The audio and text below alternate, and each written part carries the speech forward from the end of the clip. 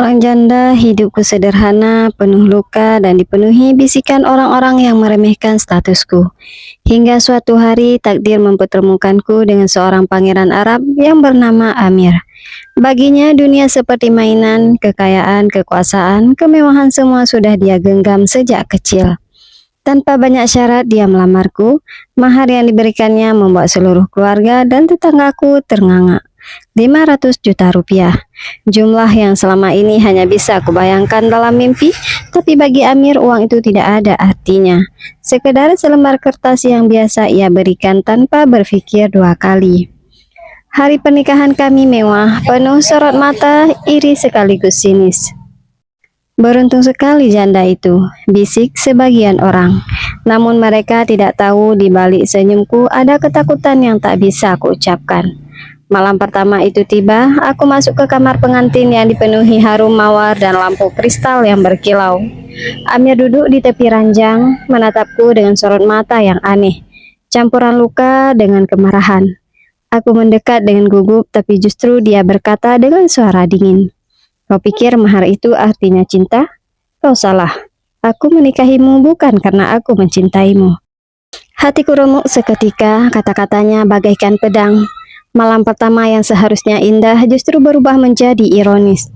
Aku yang berharap diterima apa adanya justru merasa bagai boneka yang dibeli dengan harga mahal. Aku menangis, tapi Amir tetap diam. Dan di balik diamnya itu aku tahu ada luka yang lebih dalam. Tentang masa lalunya. Tentang wanita yang pernah dia cintai dan mengkhianatinya. Dia memilihku bukan karena cinta, tapi karena ingin membuktikan bahwa ia bisa memiliki siapa saja, bahkan seorang janda biasa. Ironisnya, aku mulai benar-benar jatuh cinta kepadanya, sementara dia terus membangun tembok di antara kami. Aku hidup di istana emas, tapi jiwaku terpenjara dalam kesepian yang kejam. Hari-hari setelah pernikahan berjalan bagai bayangan. Aku hidup di istana besar penuh emas, permadani, dan pelayan yang selalu siap melayaniku, namun setiap langkah terasa sunyi. Amir, suamiku, lebih sering menghilang di balik rapat-rapat keluarga kerajaan, pesta-pesta, atau hanya diam sendiri di balkon panjang yang menghadap padang pasir. Aku mencoba mendekatinya, membuat teh kesukaannya, menemaninya duduk, atau sekedar menyapa dengan senyum. Namun yang kudapat hanyalah tatapan dingin. "Kau tidak perlu berusaha, aku tidak menginginkan kasih sayang darimu," katanya suatu malam, saat aku memberanikan diri menyentuh tangannya. Air mataku jatuh lagi, ironis sekali. Semua orang di luar sana iri padaku. Janda miskin yang kini hidup sebagai permaisuri dengan mahar ratusan juta. Tapi mereka tidak tahu betapa kejamnya sepi yang harus kutelan setiap malam. Di sisi lain, aku mulai mendengar bisikan para dayang. Tuan Amir masih terikat pada cinta lamanya. Dia belum bisa melupakan wanita yang mengkhianatinya. Dan perlahan aku mengerti, aku bukanlah permaisuri, aku hanyalah pelarian.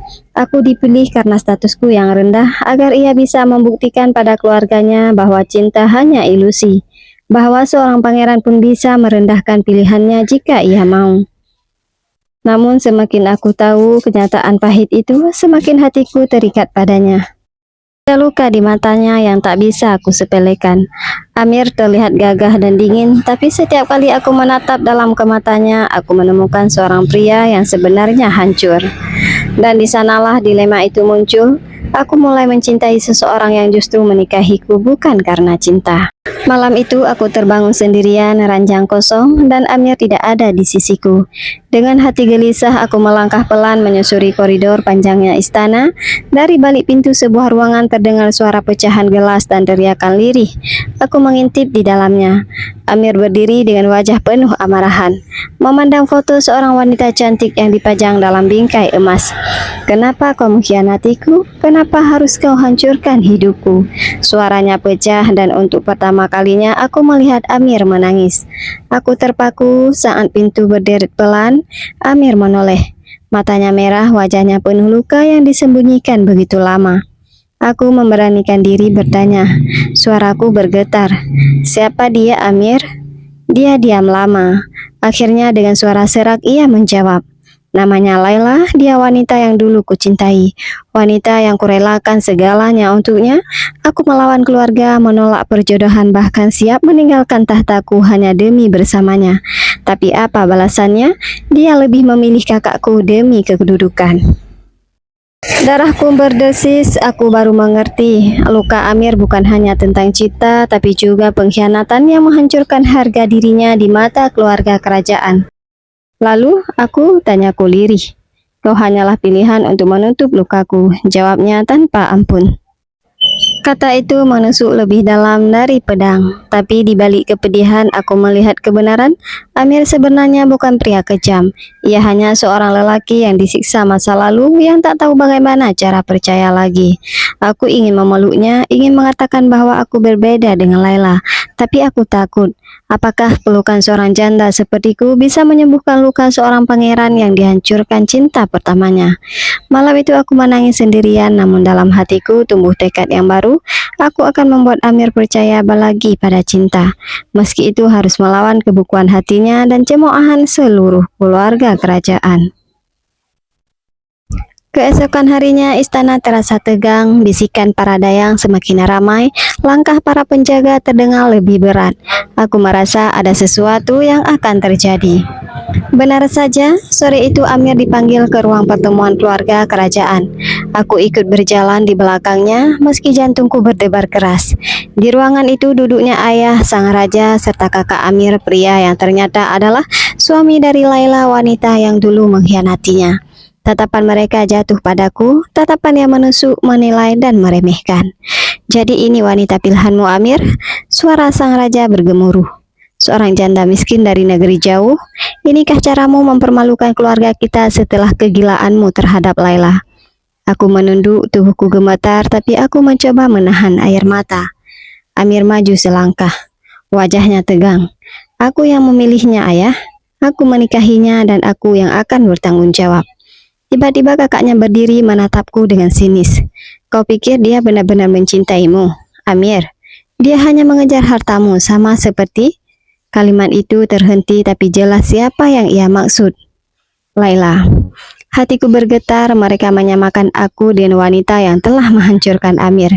Cukup, suara Amir menggelegar. Untuk pertama kalinya dia melindungiku di depan keluarganya. Tapi aku bisa melihat, di balik keberanian itu ada luka yang makin dalam. Malam itu Amir kembali diam. Dia tidak memelukku, tidak menatapku, hanya duduk termenung di balkon dan rokok di tangannya. Dan aku tahu perlawanan ini baru saja dimulai. Aku ingin berteriak bahwa aku tidak sama dengan Laila, bahwa cintaku tulus, tapi apakah Amir sendiri mempercayaiku? Ataukah aku hanya akan menjadi korban berikutnya dari permainan takdir yang kejam? Di dalam hati aku bersumpah meski seluruh dunia menolak. Aku akan bertahan, aku akan membuktikan bahwa cintaku bukan karena mahar 500 juta. Bukan karena emas, tapi karena aku benar-benar mencintainya. Hari demi hari, minggu demi minggu, banyak sekali hal-hal yang terjadi di istana. Banyak sekali fitnah-fitnah yang terjadi yang ditujukan atas nama aku. Hingga akhirnya aku diusir dari istana dan pergi keluar dari istana dengan air mata yang berderai. Sejak kepergianku, istana tak lagi sama. Amir mencoba menepis bayanganku, namun setiap malam ia kembali ke kamar yang kini kosong. Aroma parfumku masih tertinggal di bantal, senyumku masih menghantui di setiap sudut balkon tempat kami biasa duduk. Awalnya ia mengira hanya iba, hanya kasihan, tapi semakin hari hatinya semakin hampa. Jika benar aku hanya kasihan, mengapa aku merasa sepi tanpanya, batinnya. Hingga suatu malam ia memanggil salah satu pelayan yang dulu menuduhku mencuri. Tekanan Amir membuat pelayan itu gemetar, akhirnya mengaku, hamba hanya disuruh oleh seseorang dari dalam keluarga kerajaan, bukan tuan putri itu yang mencuri. Amir terdiam, marah sekaligus hancur. Selama ini aku tidak bersalah. Ia yang buta karena masa lalu, ia yang tidak cukup percaya padaku. Amir meninggalkan istana diam-diam, menolak pengawalan besar. Ia menelusuri kota, desa, hingga akhirnya menemukan kabar aku tinggal sederhana di sebuah rumah kecil di tepi pasar, hidup dengan menjahit pakaian untuk bertahan hidup. Saat pintu rumahku diketuk, aku kaget melihat sosoknya. Amir, suaraku bergetar, bercampur antara rindu dan luka. Ia menatapku, suaranya penyesalan. Izinkan aku memperbaiki semuanya. Aku salah, aku buta, aku yang menghancurkanmu. Air mataku jatuh tapi aku menggeleng. Kau tidak mencintaiku, Amir, kau hanya kasihan. Aku tidak ingin kembali hanya sebagai beban. Wajah Amir menegang, hatinya sakit mendengar penolakanku. Tapi kali ini ia tidak menyerah. Aku tidak akan lagi mengasihanimu. Aku mencintaimu. Aku baru sadar yang membuatku hancur bukanlah pengkhianatan Laila, tapi kehilanganmu. Air mata bahagia jatuh dari mataku. Aku bukan lagi wanita yang dinikahi karena iba, bukan pula janda yang dipandang rendah. Aku kini adalah istri yang dicintai oleh seorang pangeran, bukan karena mahar, bukan karena kasihan, tapi karena cinta yang akhirnya tumbuh di antara luka dan kesetiaan. Aku datang padamu sebagai janda terluka, dipandang rendah, dianggap hina. Kau datang padaku dengan mahar yang tak berarti. Bukan cinta, hanya amarah dan sepi. Malam pertama penuh ironi, kata-katamu menusuk hati. Aku menikahimu bukan karena cinta, dan aku hancur dalam diam yang membisu. Fitnah datang, aku dijatuhkan, dipaksa pergi, dipermalukan. Kau membelaku bukan karena cinta, hanya karena kasihan yang membeku jiwa. Namun waktu membisikkan kebenaran, kau kehilangan aku baru kau merasakan. Bukan harta, bukan tahta yang kau rindukan, tapi diriku yang setia meski tersakiti berulang kali. Laila hanyalah bayangan lalu, aku kini nyata di sisimu. Dari luka tumbuhlah percaya, dari derita lahirlah cinta. Kini aku bukan lagi wanita yang dikasihani, aku adalah istri yang kau cintai. Tak peduli dunia menolak atau mencaci, akhirnya kita bahagia sampai akhir nanti.